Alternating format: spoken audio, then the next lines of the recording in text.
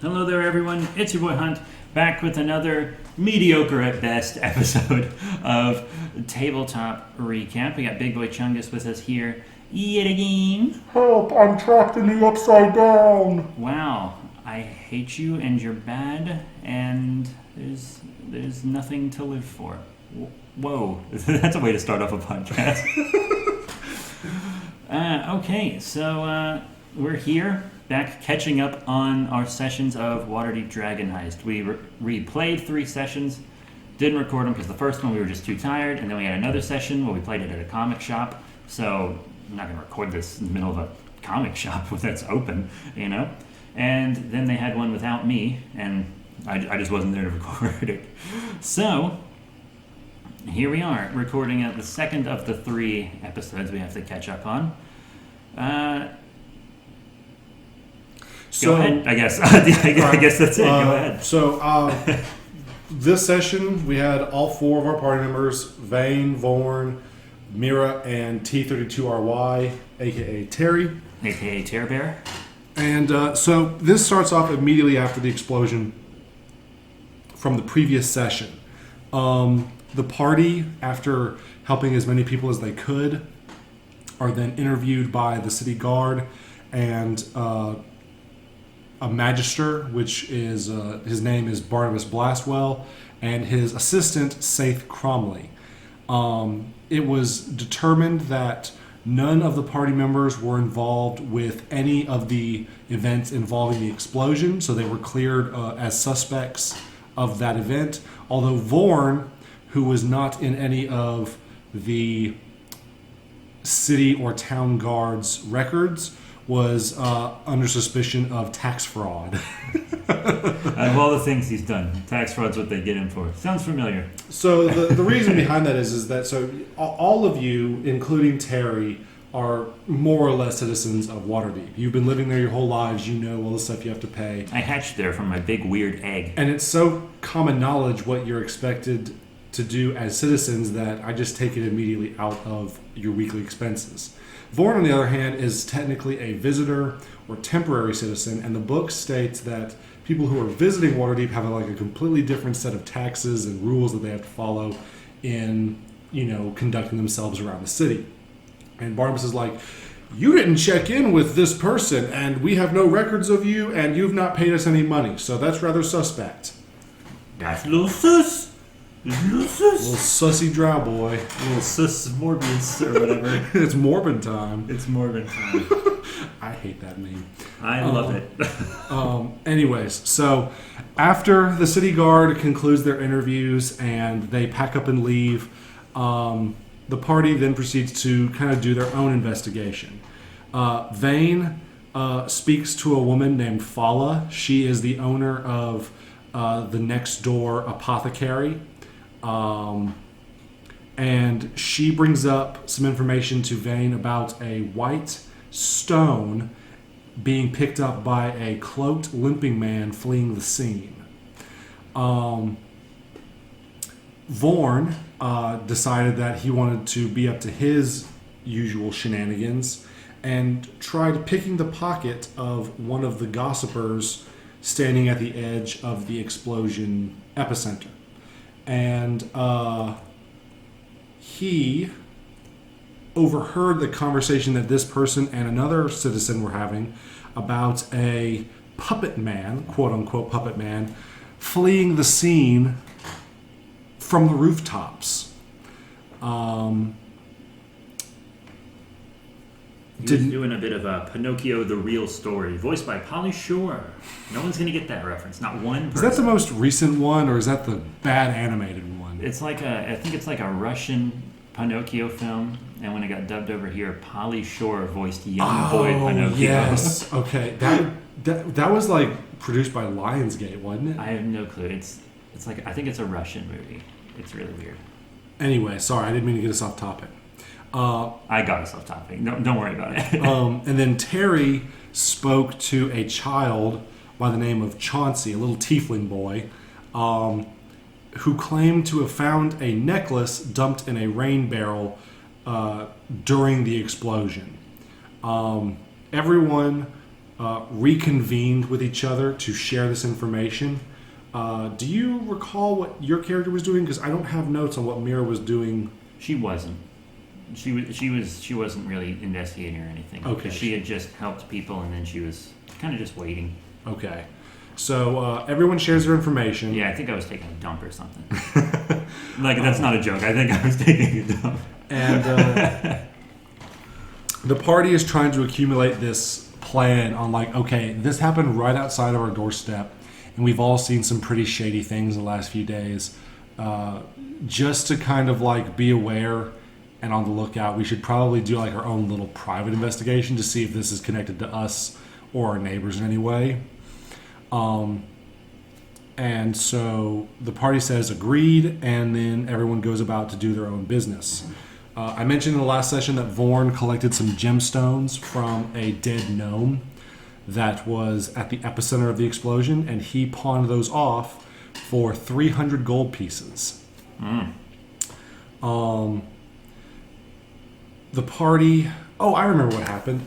Terry, when he found this necklace that a child gave him, he had unlocked an ability, because everyone went up to level 3 at this point, and one of his abilities, as he's technically a Feywild barbarian, but we basically homebrewed it and explained his powers and abilities as being integrated into a form of technological explanation. Yeah. So with Feywild barbarians, you can just immediately sense magical items and identify the school of magic that spells are from. And rather than just being oh, I'm crazy wild magic, so I just know this stuff, we said okay, what if we just put a magic computer sensor into your mainframe, and so now you can scan items to see if they have magical properties. He's a metal detector for magic. Yeah. Fine. He can't tell you what type of magical item they are, and there are limitations. I like to call it a poor man's version of identify. You can determine the school of magic, and you can determine whether or not an item is magical. So he looked at this necklace that he got, and after scanning it, he determined that it is in fact a magical necklace, and it is radiating evocation magic, which is the school of destruction spells through energy, such Fireball. as fire, lightning, wind, any magical effect that can be a form of nature, but with the sole intent to destroy things. That is evocation magic, and that is what he determined. And the party decided to be good guy Gregs, and they took it to the Castle Waterdeep, where all the magisters are located. They actually found Barnabas, who's been on their case for the last 2 days. Of George. And they say, hey, we may have found some evidence that points us that may point you guys in the right direction for this case with the fireball. And he's really excited, and he's really glad that the citizens aren't taking matters into their own hands, and says that we appreciate you doing your due diligence, and leave it to us, we'll take it from here. Vorn brings up the information about the poop on the gnome's shoes that he lifted the gemstones off of, and he says maybe there's something in the sewers beneath our city block that we live in that might give us some more information. Yeah. And so they say that makes sense. They go down to the sewers, and they almost get into trouble, because when they go down there, they find someone in a black cloak is poking around in the sewers. And without even hesitation, Vorn's I want to sneak up on this guy and stab him in the back. Wow. And I'm oh, okay, you can do that. And thank God he failed. He tried to sneak attack this guy. It didn't work. And the reason I say it's a good thing he failed, because this person poking around in the dark was Raynar Neverend. My boyfriend. Yeah. To be. To be. Your crush, and one of the party's very, very good friends since the start of this campaign. He's what are you guys doing down here? I'm going to hit it. And every time I do, I'm going to think of a mirror. Fringe reference. Well, the party basically says, what are you doing down here? What are we doing down here? What are you doing down here? And you're a noble of sorts. A guy. Well, and Raynar tells him, he says, obviously, or at least Mira knows, that I'm a member of the Harpers. We're a group of spies and agents of espionage that work for the good of the people of the city of Waterdeep and other major cities throughout the world. I'm investigating on behalf of the organization to figure out what might have caused the explosion. And the party was like, oh, that's why we're down here too. And so you all share your information. And one thing that catches Raynar's ears is the gnome with the gemstones, because Vane mentioned the white stone and Vorn mentioned the gnome. And he says that, well, the white stone is most likely the stone of Golor. And if that is the case, then the gnome's identity is easy. And he says that this gnome was not a personal friend of mine, but he was a close associate with my father, Daggelt Neverember, who was the guy who stole oodles upon oodles of coins and money from the city of Waterdeep before fleeing to Neverwinter.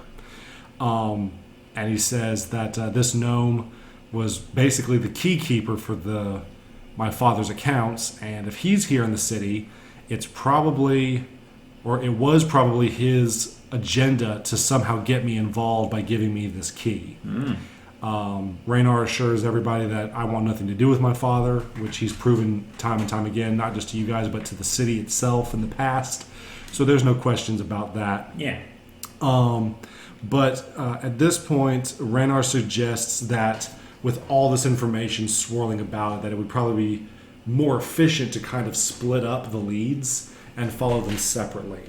And he says that he was going to investigate the limping man that carried the white stone off, and that the party could then follow the leads of the red-caped figure, the puppet man, and decide to go and check out the only other place that deals with automatons, constructs, and other inventions, the House of Inspired Hands.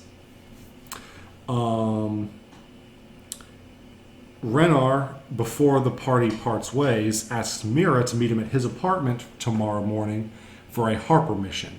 Mira is very disappointed again. Yeah, I thought it was going to be kissing stuff. Now, at this point, the party has received the following side quests come the next morning. The Grey Hands send a sending spell asking Terry, Mira, and Vane to investigate a young dragon that is playing around in the harbor. This is a mission that does not require any urgency, but does need to be taken care of as soon as the party has the time to handle it. Obviously, being a dragon of any kind, as our previous campaign has seen, even a wormling can be deadly.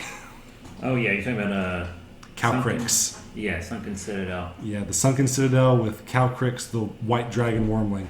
I can't believe at level 2 it TPK'd almost an entire party. Someone still owes me a good time from a bet that was made. Of course, I'm not going to cash that because that would be disgusting. But. Now, so that was the Grey Hands to deal with the young dragon in the harbor. The Harpers, through Raynar, want the Harper, party. I hardly know her. Continue.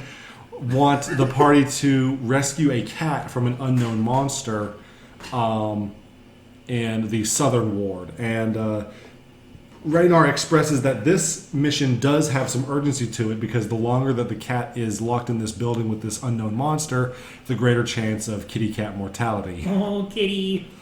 And then finally, the Zentarum asks Vorn to complete a drop-off mission. But now you can see why we didn't want to join that other group. We're very busy here. So the party first goes to the... let's see. We did the kitty cat first, right? Yes. There was a So lot of debate about what to do first, but we were all kind of like, we pretty much have to do the cat first, right? yeah. So we'll summarize this one at a time. They go to the cat mission first, and the old woman that they were told to meet with is the owner of the cat, and she herself is not a Harper member, but she is a valued friend of the Harpers, and so they basically owed her a favor. She told you where her house was, and she described the monster to you as being about a grapefruit-sized creature with 4 eye stalks and multiple eyes. And you guys like, oh yeah, it's a gazer. Yeah, we were like, oh yeah, we just like completely obliterated one of those in the sewer like a week ago. Yeah, it's fine. You're gonna be fine.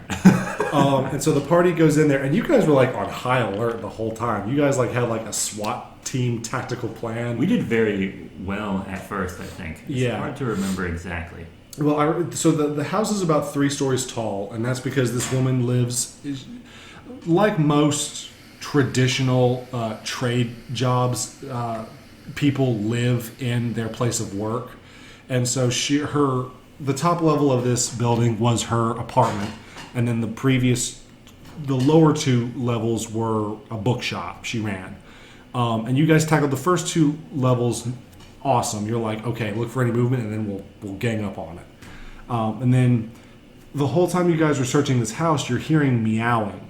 It's like meow, meow, and the closer you get to the top floor, the closer the sound gets. And so you're all searching around for this cat, and 2 of you rolled the exact same number on your investigation or perception checks. And so I asked you both, like roll a luck roll to see who finds what.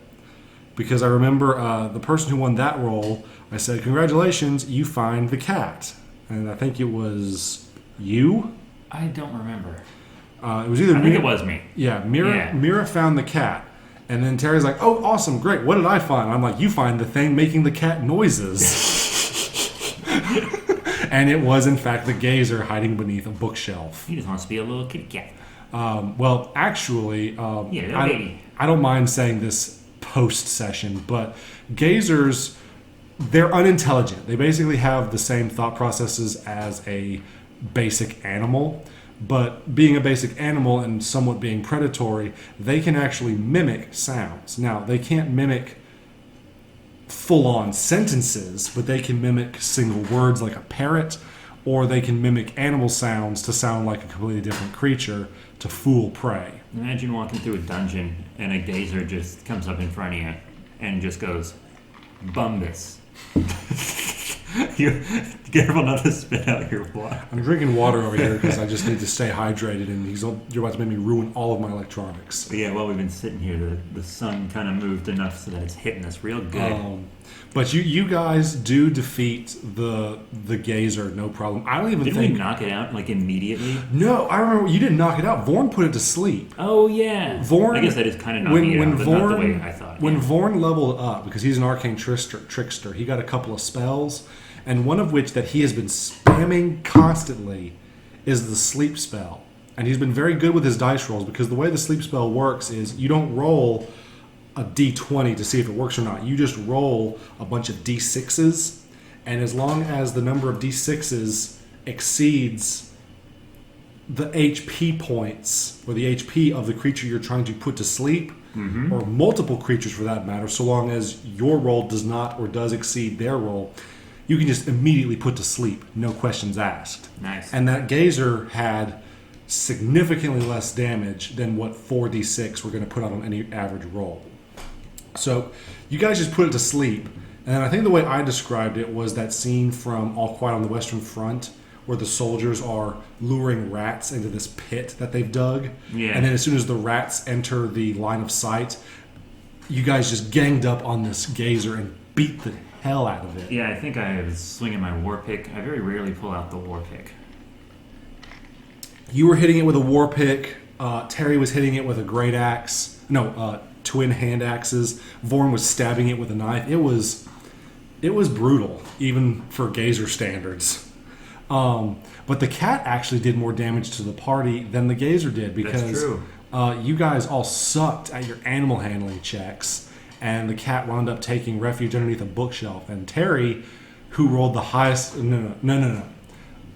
Terry wound up rolling a nat 1 when he tried to get the cat out. And, yeah. You're like, he just, here, kitty, kitty, kitty, here, kitty, kitty, and then all of a sudden you hear, and a bunch of scratching and clawing and the breaking of metal, and Terry pulls his hand out and he's missing one of his fingers. Yeah, one of the little wooden bits got chomped. He's like, well, that's unfortunate. And I think it was either you or Vane managed to coax the animal out with a piece of food or something. I want to say it was Vane. I don't think it was me. And then, someone coaxed the cat out, and you had to convince it to let the finger go. And Vorn was nice enough to reattach it to Terry's hand because he had the mending spell. Yeah, Terry was like, "May I have my finger back, please?" And he was like, "All right, I'm gonna need 5 gold." Terry was like, "Are you serious?" And he's like, "No, I'm just gonna here's your finger." That I was wholeheartedly like, really? Okay, I'm not gonna say you can't do that, but you're kind of a dick. He was just goofing on him. He was just being a little goofy fella. The next mission that the party did was the Zentarum drop off, and basically, the description for this job was Vorn was told to go to a. Is this a tiefling? No, Vorn is a drow. No. Is he going to the tiefling? No, the tiefling was with the handkerchief, and that was he had already done that mission. Oh no, that was for the Brigand Dareth. Oh, that was a while ago then, right? Yeah. No, sorry. Did we even talk about that? We did not. I mentioned about him getting the mission, but it was so inconsequential. I just skipped over it. He just had to get a handkerchief from a noble and take it to a tiefling in a box, and then Yeah. the tiefling gave him more money than Gave him some gold. they reasonably should have. Yeah. So just to summarize that, Vorn was tasked by the Brigand Dareth to steal a handkerchief from a noble and then give it to a tiefling. I actually remember they gave him the question. They're like, "You need to steal a handkerchief from a noble and give it to this tiefling." And he was like, "Okay, are any of you nobles, by the way?" Oh yeah, no, he did the mission to start with, not realizing that Vane was in fact a noble, and she'd already said that if you just needed a handkerchief, I would have just given you one. Yeah. But he was like, that wasn't the mission. Dun-dun, dun-dun. So he did that one, and then the Zentarum gave him this mission earlier that morning, and basically he had to go to an apothecary or potion shop called Weird Bottle's Concoctions, and Schemo Weird Bottle was a Zentarum contact, although the party knew none of this. You guys walked into this apothecary shop, and it kind of looked like Borgin and Burke's from the Harry Potter universe. Very dingy, very dark. The owner was a gnome with a pointed beard and mustache, and he was real shifty behind the counter. At least he wasn't one of those anti-Semitic goblins from the Harry Potter books. And Vorn played it really good too. Like, he made sure that you guys were included, but not to reveal any information. He says, "I was told to meet a Schemo here," and Schemo said, "You Vorn?" And he's like, "Yeah." He says, "Wait here." Schemo sounds like a weird sci-fi drug, doesn't it? Though it does, like skooma. Oh yeah, just like skooma. That's probably what I was thinking of. But so Schemo goes back to the back room, and he brings up like this storage crate full of hay, and it's he opens it up and he says, "This is what you were told to pick up, and you need to drop it off at this location," which was in front of one of the giant statues of Waterdeep. I like those statues. They bring a lot of character to the town visually. I wish I could describe them better, but honestly, there's so much going on at the street level that sometimes I just forget. By the way, this isn't a paid advertisement, but the Skinny Minis website, I was telling Big Boy Chungus about Skinny Minis recently, which are these cool, affordable, like flat miniatures that you can stand Do they up do on. Waterdeep stuff? They're unlicensed, so they're not actual D&D characters, but there is an unlicensed big Waterdeep statue. That's awesome. Yeah. So yes, Schemo basically just relays quietly the same information to Vorn that his boss, Davil's Star Song, gave him, and so he takes the crate, and the party's like, "What are we doing?" He says, "Oh, I just have to drop off these potions to a contact." And the party, for whatever reason, questions none of this. Yeah, we're like, nah, you're a good boy. You're a good boy. You just got sticky little fingers. You're a good boy. I feel like that changed after this, because so you guys get there, you wait for about an hour, and then all of a sudden this big, elegant, solid black carriage just pulls up. The driver not even making eye contact with you, staring dead-eyed straight ahead. The door swings open to reveal a cloaked figure in a velvet robe. Does not show her face. Does not say a word to you. Vorn just says, "Are you the person we're supposed to make contact with?" And they just toss out a bag on the ground that sounds like it has coins in it. And Vorn's like, "Okay, I guess you are." And he like puts the crate on the carriage. The door closes and they drive off. And we were all like, did we just witness a drug deal? we were like, excuse, what was that?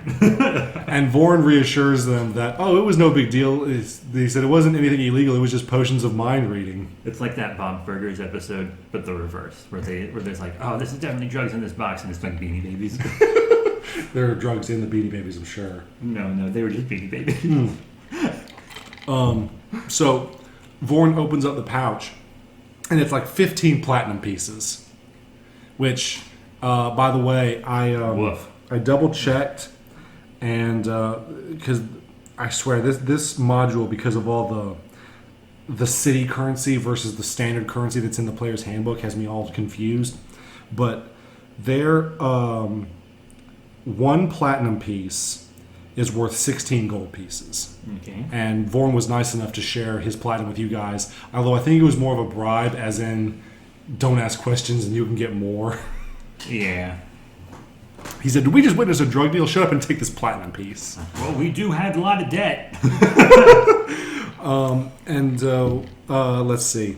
The party then decides to go to the House of Inspired Hands. We were running around a lot in this session. Yeah.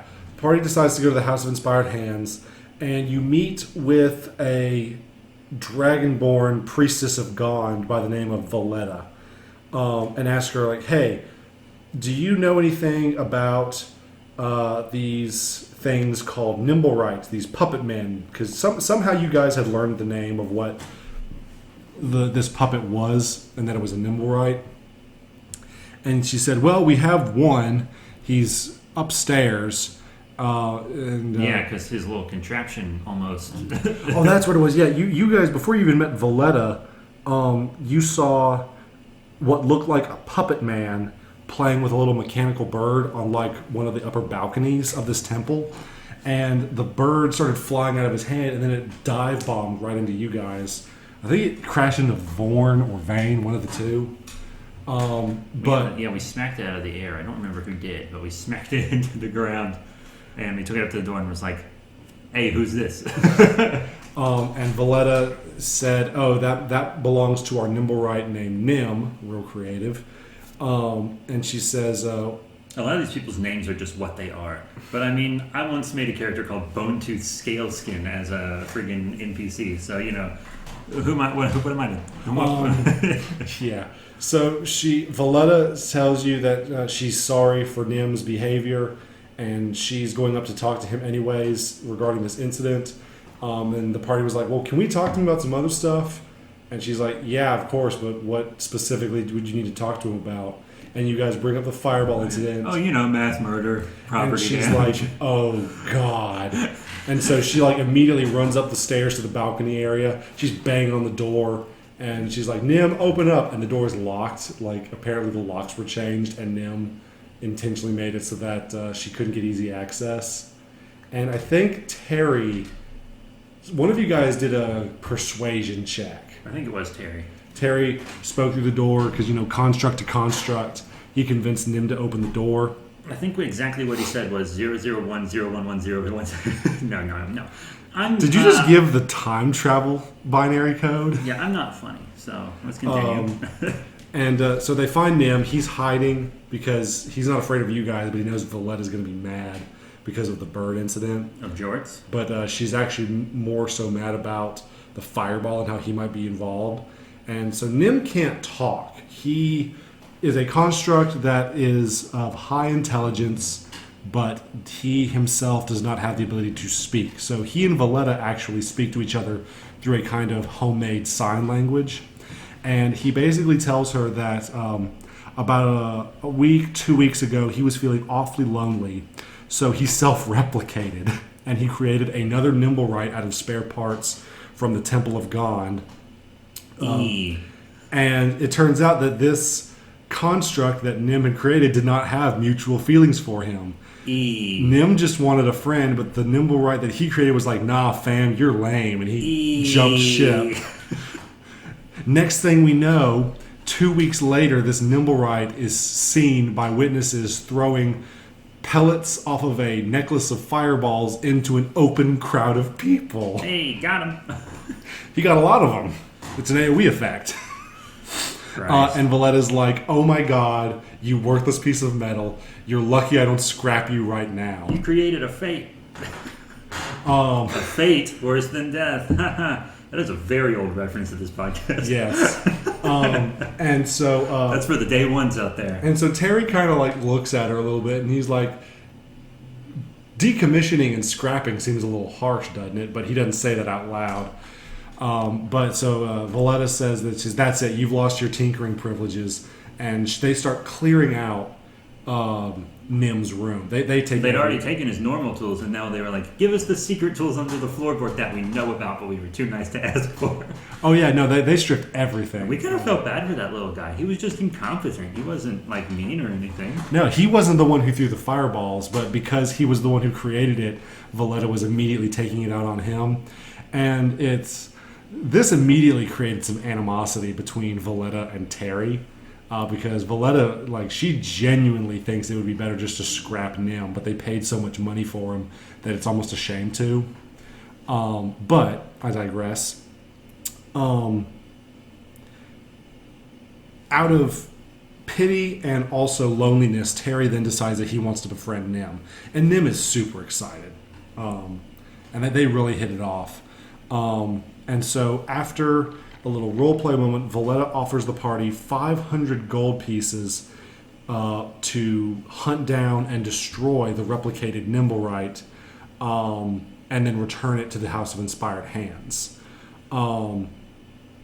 Valletta, to assist them, gives them a device known as the Nimblewright Tracker, which the best way to describe it without showing you a picture, it basically looks like a motorcycle handle or handlebar with an umbrella attached at one end.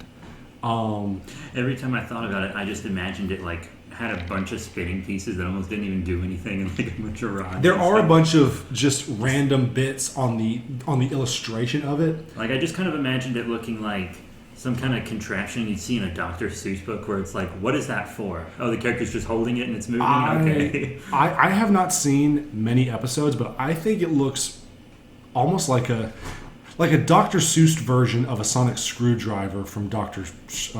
I can feel that, yeah. But she says all you have to do is you can use this device, pull the handle lever here on it, and it will sense any Nimblewright that is not Nim within 500 yards. And they said, oh, that's awesome. And so... like awesome, dumb. Just kidding. And so they say, basically, your best bet is to just search the city as best you can, one borough at a time, and use the device the whole time while doing it. Horseburger the whole place up. And the party was like, well, we have another side mission in the dock ward, but dealing with a dragon, so why don't we just use it on our way there? Yeah, we did. Let's see. And it did go up. It did. On your way Terry to... was also, before we left, he got friendly with the other little robot, and he was like, we can be real close. Real close. No, he was like, we'll be buddies, though. Yeah, no. Real close buddies. I think Nim even tried communicating to Terry with some of his sign language. But so you guys go to the dock ward, and the tracker goes off. You're using it the whole time, and you're like, oh my god, we got a hit. And so you guys follow it all the way to the end of this dock, and there's some people... Excuse you. Absolutely excuse yourself. You ass. Ah, you did it again. Stop. You are a horrible person. I'm not queefing, you're queefing. Whatever. Anyways. But queefs. At the end of this dock that you follow the tracker to, there are some rather colorful characters. When I say colorful, I don't mean that they look shady. I mean that they are literally dressed in multicolored stripes and polka dots. And you say, hey, what do you got in those crates? And they're like, it's our personal property. We're part of a circus. What do you mean? It's like, we're here to track dangerous robots, and all signs point to those crates. And they're like, what? No, these are our boss's private property. You have to get permission. And how's this for permission? And then I would pull out our badges. Oh yeah, the Gray Hands, the honorary Gray Hands members. And they're like, great. Okay, you know what? We're not even from the city. We've already filled out all the paperwork. We've done everything right. We're not about to be hassled by the law. So fine, do your search, whatever you need to do. And you guys crack open the crates, and they are Nimblewrights. but none of them look like Nim, because Valletta and Nim specifically said that it was a replica of Nim. They are different. Looks exactly like him, but none of these look like Nim, and they're all deactivated. Like if you've ever seen the battle droids from like the Phantom Menace, they're like all folded up. Yeah, they're compact and ready for shipping. Like these things look like they were fresh off the assembly line, and they're like, oh crap, there's more than one, and they're like, well, yeah, we brought them with us from Lantan, and one of them suddenly starts talking to himself, it looks like, and what is happening is that the boss of this carnival that they work for has just messaged them, and he's wanting to know, like, hey, what's the hold up, what's going on, I can see you guys from the boat, what's the hassle?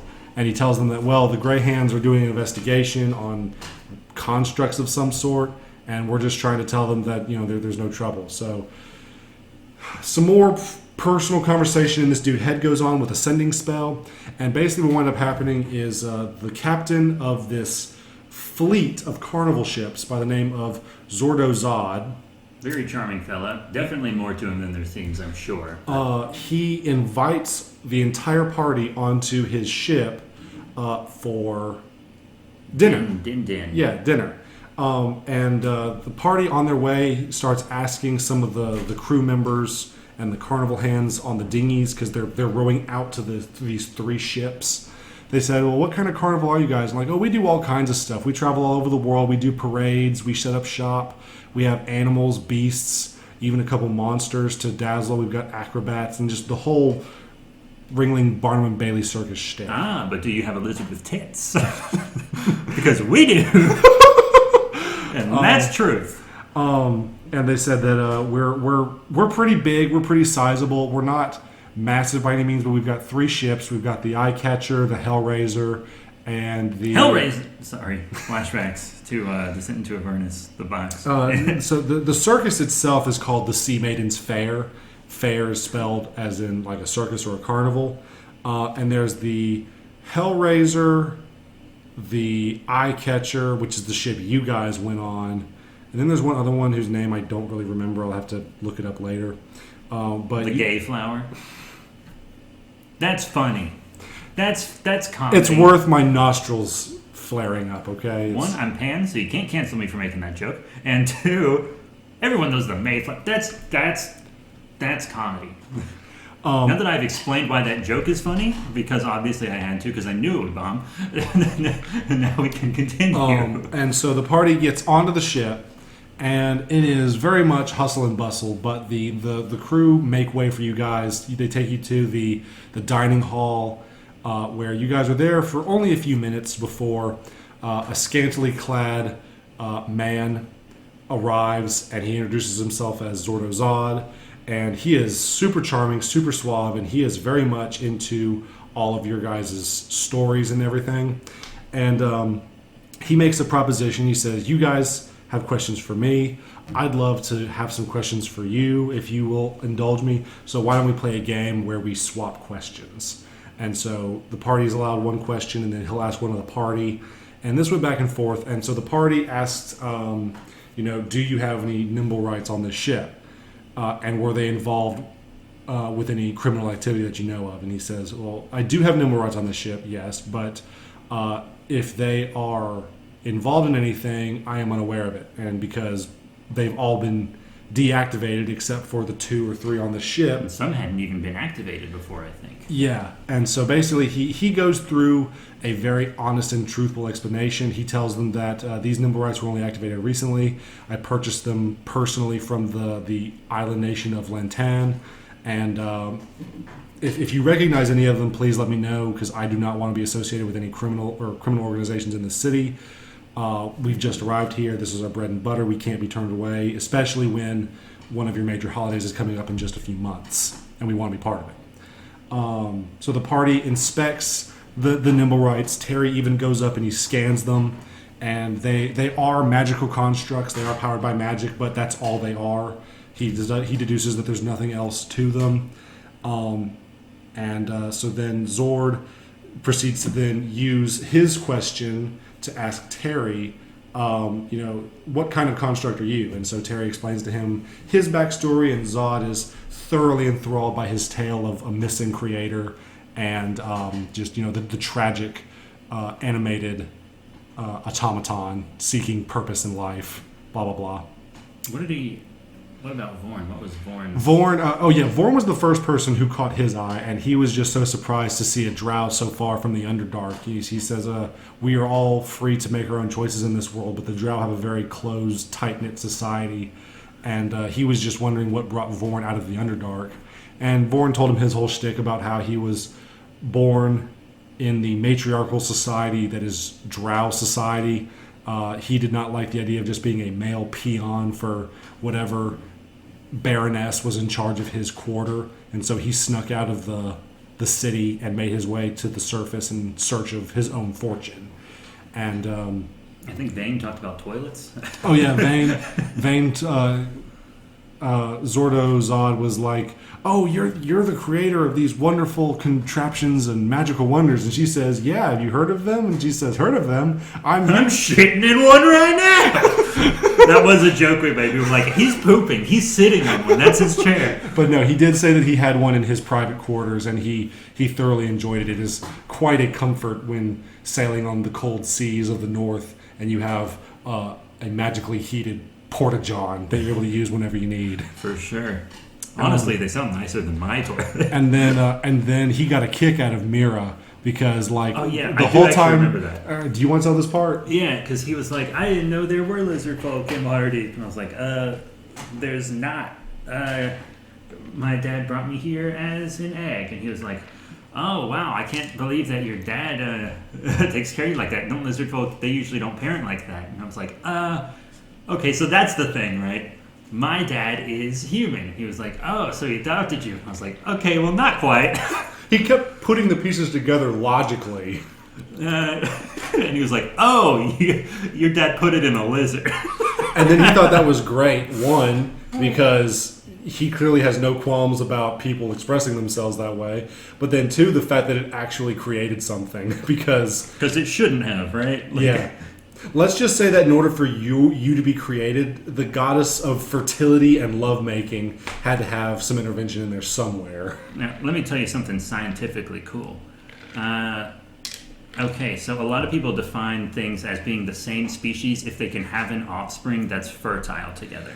So, like... I thought it had to be offspring that could procreate another generation. Yes, exactly. Like, you can get a horse and a donkey to do it and have a mule, but mules can't have children on their own, so they're not a viable species. No, the mule is... Okay, but yeah, so the horse and then the donkey aren't the same species because their offspring are all sterile. Same with, like, ligers and stuff.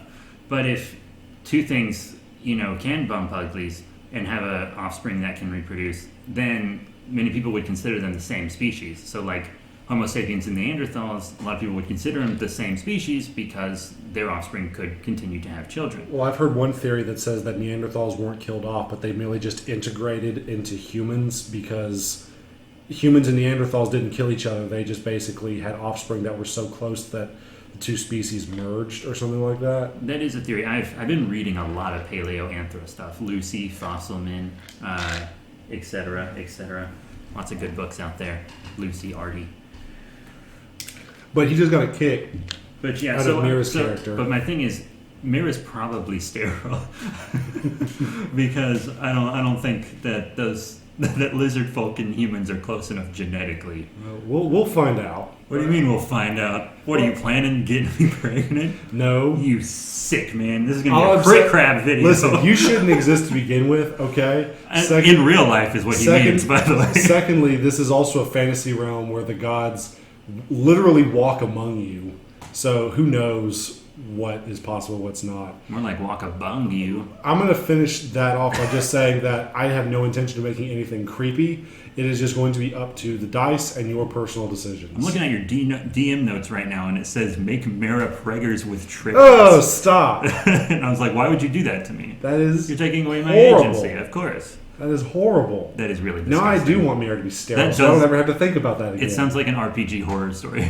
That's some Yeah, YouTuber no, would Mira read. is sterile. Canonically, she is sterile. You cannot have children. I hope you do not want any. I don't. Okay, then you're good. Anyway, so everyone, I don't remember all the questions that the party asked Zod, but they were pretty benign. Like, where are you from originally? And he tells you that he's from the city of Luskin. I remember us rolling good insight on him, and he was being truthful, but I kind of got the feeling it was one of those technically truthful things. No, you guys did roll really high, and he gave you straight up honest answers. Like he said, he was new to the city. He had only been there just long enough to start unloading some of his carnival equipment. Because he was also true that there's the walk. It's not the Walk of Miracles. It's basically it's a holiday that happens at the end of the fall season in Waterdeep, where everyone who has created something shows it off in this big, massive parade. The House of Inspired Hands is really involved with it. Yeah. And so it's a cool thing because not everyone who plays Waterdeep will have that happen, right? No. Because Waterdeep can be played in 4 different times of the year. because for you each guys season. started at the beginning of fall, and this event happens at the end, you guys may not even See it. experience it. Yeah. But all of the information that Zordozad has told you guys has checked out. But of course, the party couldn't leave without Vorn committing some type of thieving shenanigans, and he manages to swipe 5 pieces of silverware from the table without Zod looking. Yeah, I've been sitting here thinking, actually, before we continue, didn't we go to my would-be boyfriend's house at some point in this session? Did we skip over that? Yeah, we did, because I'd already mentioned that Ranar Neverember gave you guys the mission to save the cat. But we didn't say everything that happened at his house. oh yes, okay. Because Vorn tried to swipe like a really fancy ashtray, and I saw him. I rolled a good perceive, and I saw his little thieving fingies, and I was like, no, hey, no, I'm trying to smash. I'm trying to get kisses. No, put that down. And then he tried tricking you a second time. He's like, fine, I'll put the knife back. And he takes his expendable dagger from his inventory, tries to keep the ashtray in his pocket, I was and like- try to replace it with the It's knife. like, I saw you take that, you butt, you absolute butt. Put the right thing back, you queef of yourself. And he said, fine. Ugh. And then Raynor comes in and gives us our mission, and Vorn goes up to him and he's like, hey, my girl Mara over here thinks you're cute. You like her too? And Raynor got like real red, and he was like, no. And then the inside he check didn't really reveal anything. Yeah, you wrote a mediocre check. You can't I confirm. didn't or roll the deny. inside. Vorn did. Oh, Vorn did, Because yeah. I didn't even hear this conversation. And then Vorn was like, oh, well, in that case, do you want this ashtray? And he was like, that's been in my family for generations. You can't have it. And he's like, okay, well, if you change your mind, I want this ashtray. He also tried hitting on a couple of the maids that were Raynar's house, and I really hope it didn't come across as me not wanting him to interact romantically with anything, but I had counter rolls made to see if these people were falling for his attempts, and they just had they wanted none of it. You even saw one of the dice rolls, like one of the maids rolled like a 19 and he rolled a 15. I don't even remember, honestly. I don't remember that part. But yeah, that happened. But he tried to take silverware. He did take silverware. Yeah. He got away with that, with it that time. And then the party decides that, it's late, we're all full, we're all tired, it's dark. Let's just go back to the tavern, call it a night, and we'll do the dragon mission first thing in the morning. I think that was the end of the session, right? Yes, it was. Awesome.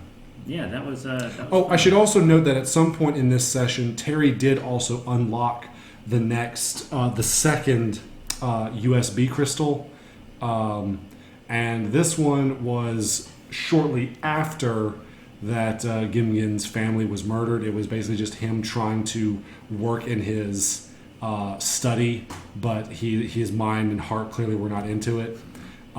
He was emotionally suffering, and then Brina came in to try and talk to him, and he basically just shut her out.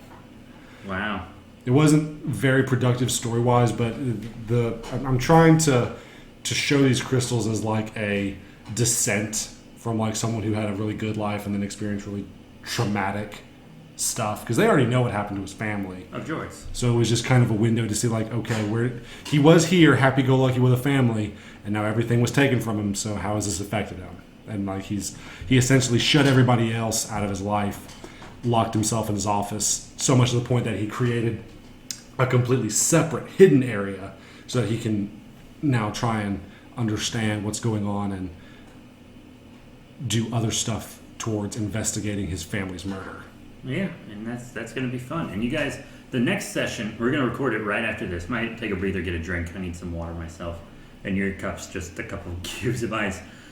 And then we're going to record the next session, which I wasn't present for, and I wouldn't let him tell me anything about it. So it's going to be all fresh reactions from me. I hear it was wild and went way longer than usual, like an hour longer. So I'm very excited to hear what happened, as I'm sure you probably aren't, because this podcast is terrible.